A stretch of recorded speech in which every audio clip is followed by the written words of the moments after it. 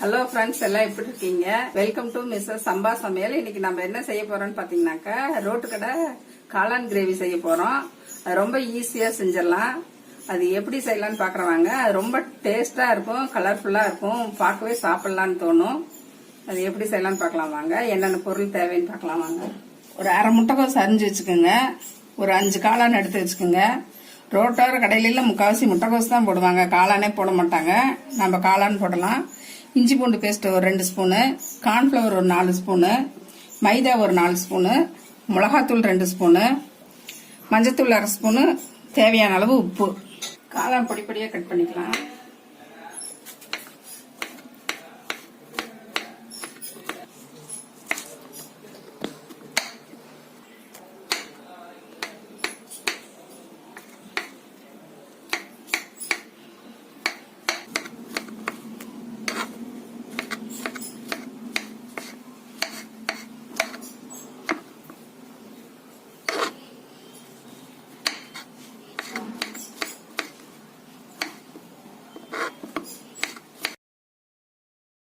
மிளகாத்தூள் 2 ஸ்பூன் போட்டுடலாம்.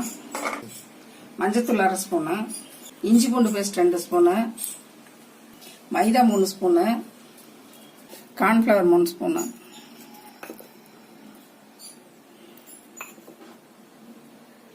தேவையான அளவு உப்பு, ரெட் கலர் கேசரி பவுடர் கொஞ்சம், அப்பதான் அந்த கலர் நல்லா வரும். ரெட் கலரா கடையில் விற்கிற மாதிரியே இருக்கும். பரட்டிடலாம் இல்லை ஒன்றா. கொஞ்சம் கொஞ்சமாக தண்ணி ஊற்றி பிசைஞ்சுக்கலாம்.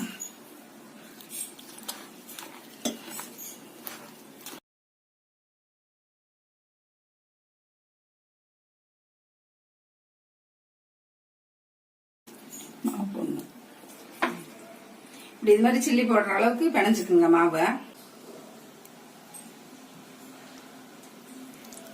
காரம் உப்பெல்லாம் வாயில வச்சு பார்த்துக்குங்க. மாவு பத்தலைன்னா கொஞ்சம் போட்டு பிணைஞ்சுக்குங்க. முட்டைக்கோஸ் அதிகமாக இருந்ததுனாக்கா. அவ்வளவுதான், இனி பொரிச்சு எடுத்துடலாம். கடாயை ஆன் பண்ணிக்கலாம்.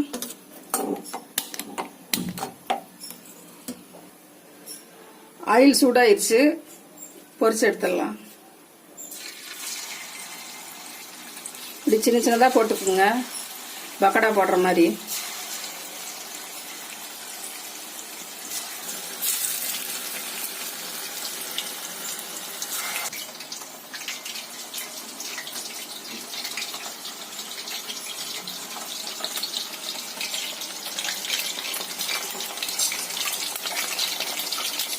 இது கொஞ்சம் செவந்து வந்தது இந்த பக்கம் திருப்பி போடலாம். கொஞ்சம் வேக நேரம் ஆகும்.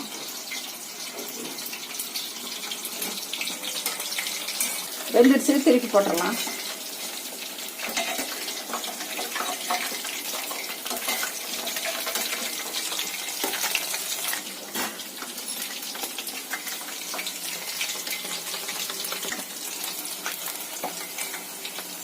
இந்த எண்ணெய் சலசலப்பு மொட்லி அடங்கினதுக்கு அப்புறம் எடுத்துட்டோம்னா வெந்துருச்சுன்னு அர்த்தம்.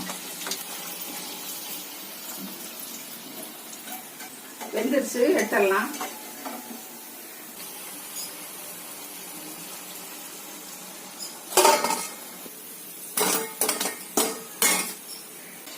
அடுத்த அடசல் போட்டாச்சு, வெந்துட்டு இருக்கு.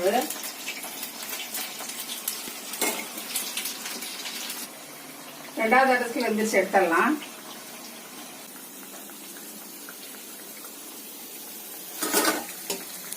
இது ஆற விட்டு சின்ன சின்ன பீஸா பிச்சு போட்டு வச்சுக்கலாம்.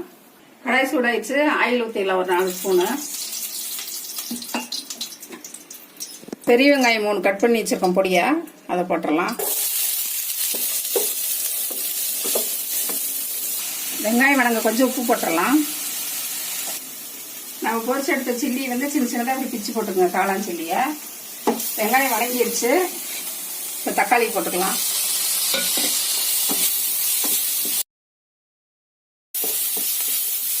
வெங்காயம் தக்காளி வணங்கிடுச்சு.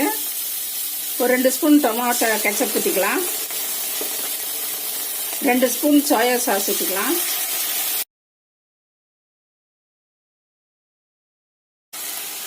கொஞ்சம் ஃபுட் கலர் போட்டுக்கலாம். இதுதான் ரோட்டு கடை மாதிரி நல்லா வரும், ரெட் கலரா. நம்ம வீட்டில் செய்யறதுனா போட வேணாம், உங்களுக்கு காட்டுறதுக்காக போடுறேன் நான்.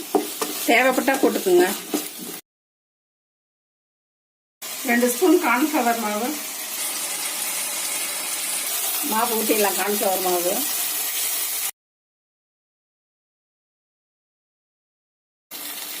கொஞ்சம் தண்ணி ஊற்றிடலாம்.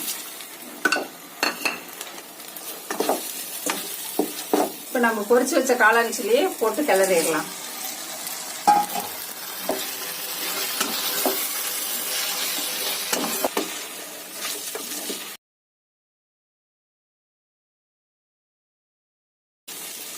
எவ்வளவு ஜூஸியா நல்லா இருக்கு பாருங்க. கடையில விற்கிற மாதிரியே சீக்கிரமா செஞ்சிடலாம் டக்குன்னு.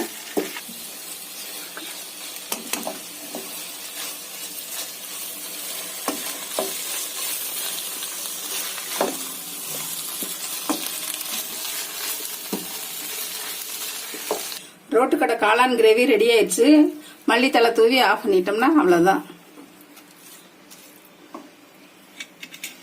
இது ஒரு தட்டுக்கு ட்ரான்ஸ்ஃபர் பண்ணிடலாம்.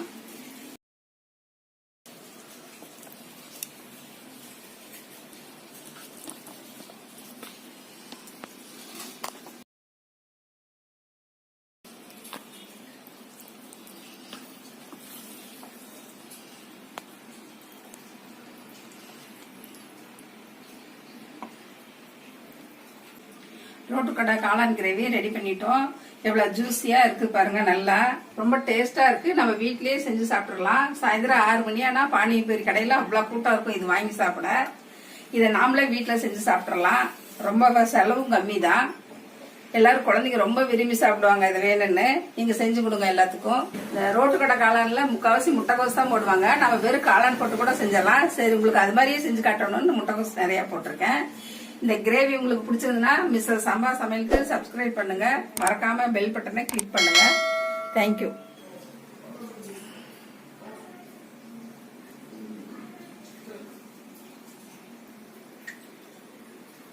டேஸ்ட் பார்த்தரலாம். சூப்பரா இருக்கு. காரம் உப்பு எல்லாம் ரொம்ப டேஸ்டா இருக்குது. சூப்பரா இருக்கு காளான் கிரேவி.